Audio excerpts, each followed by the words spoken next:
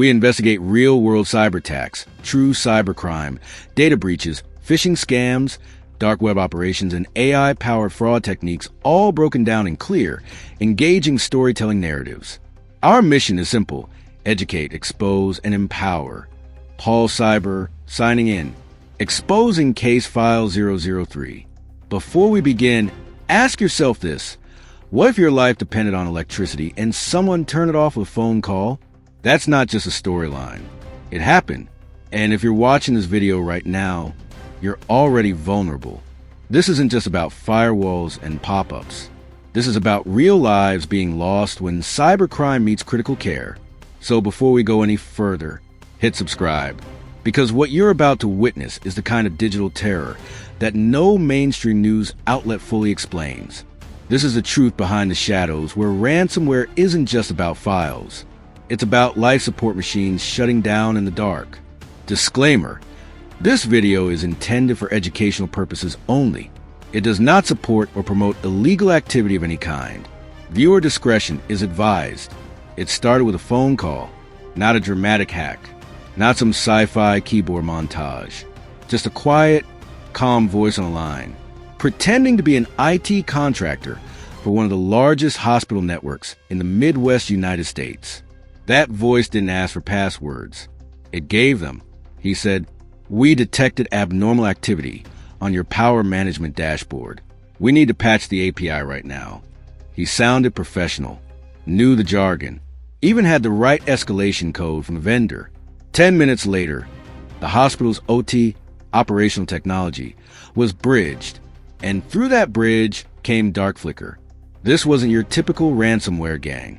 DarkFlicker didn't want just encrypted files. They wanted leverage. Leverage over electricity, over ICU life support systems, over the entire backup power infrastructure of St. Alden's General, a hospital treating over 240 patients, including 37 in critical condition. All of it, ventilators, infant incubators, emergency lighting, blood refrigeration units, was quietly funneled into one exposed port, the hospital's smart grid interface. And it all began with a single manipulated phone call. In cybercrime history, we've seen many kinds of attacks.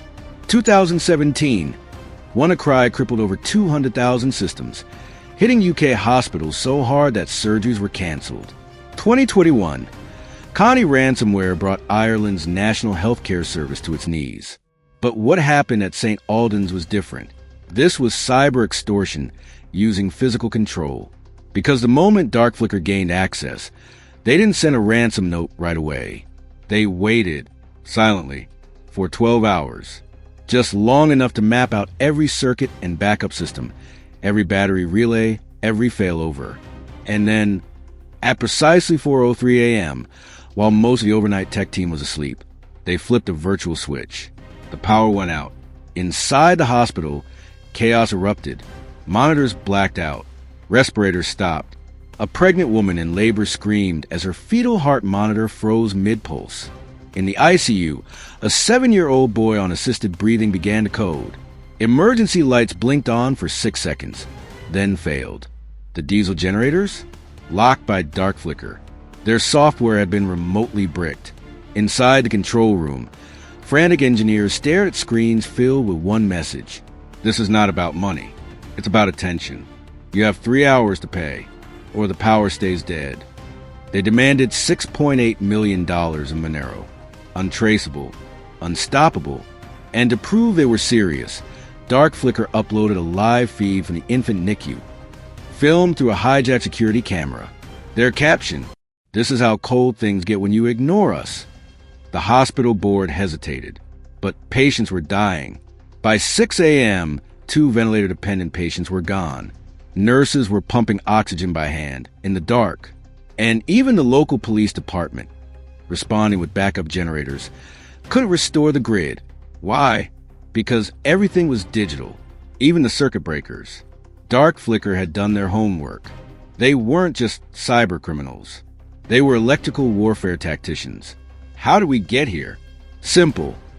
Modern hospitals are built for convenience, not resilience.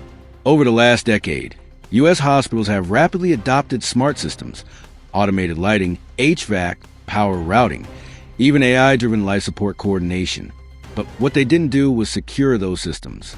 Most still use outdated protocols, hard-coded credentials, no segmentation between IT and OT, and some still run on Windows 7.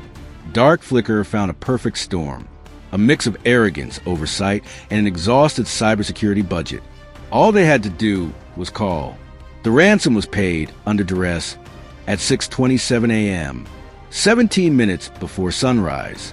Within minutes, power was restored, but it came too late for 3 patients. One of them was ICU nurse Emily Carter's father, admitted for cardiac monitoring after a mild heart attack. He had been stable, alert, laughing with her 2 hours before the breach. When the ventilator shut down, his oxygen levels dropped. By the time Emily reached him, dragging a portable tank by hand in near darkness, he was gone. She never forgave herself, and she never forgave the system. The FBI got involved. Cybersecurity teams launched full forensic audits. But DarkFlicker vanished like smoke. Their Monero wallet emptied. Their servers rotated through bulletproof hosts in Moldova, North Korea, and a compromised AWS region in Brazil. What they left behind was a blueprint for future attacks. In the weeks that followed, a children's hospital in Singapore reported a near-identical breach attempt.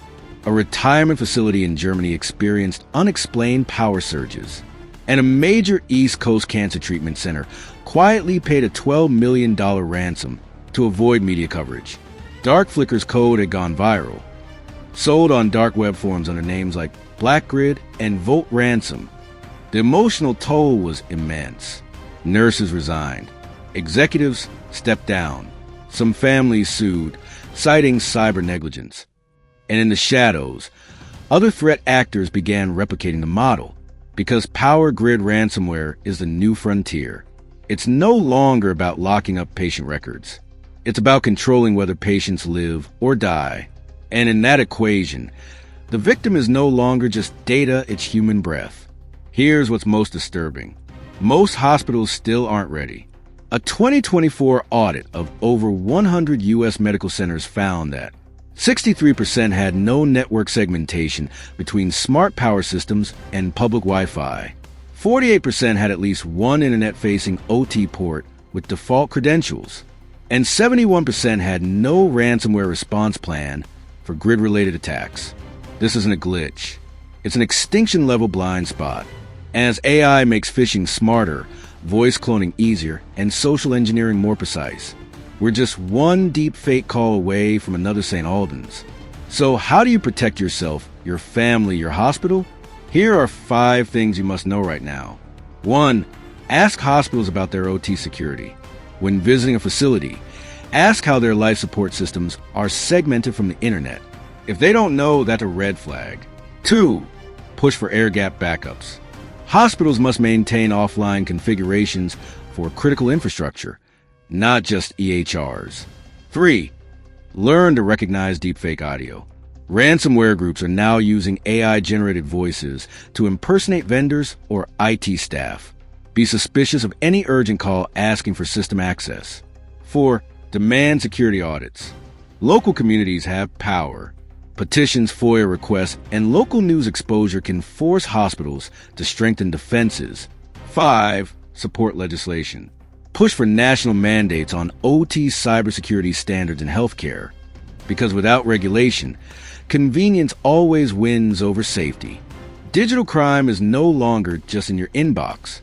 It's in your veins. It's in the hospital bed where your child sleeps. It's in the power circuit that keeps your loved one alive. We used to say ransomware was about locking your files. Now it locks your future. And if we don't wake up soon, it won't just be electricity they control. It'll be everything. Subscribe if you want the truth no one else dares to report. Like if you value awareness over ignorance. Smash that bell icon to stay ahead of what's coming next. Because this is just the beginning. Paul Cyber, signing out.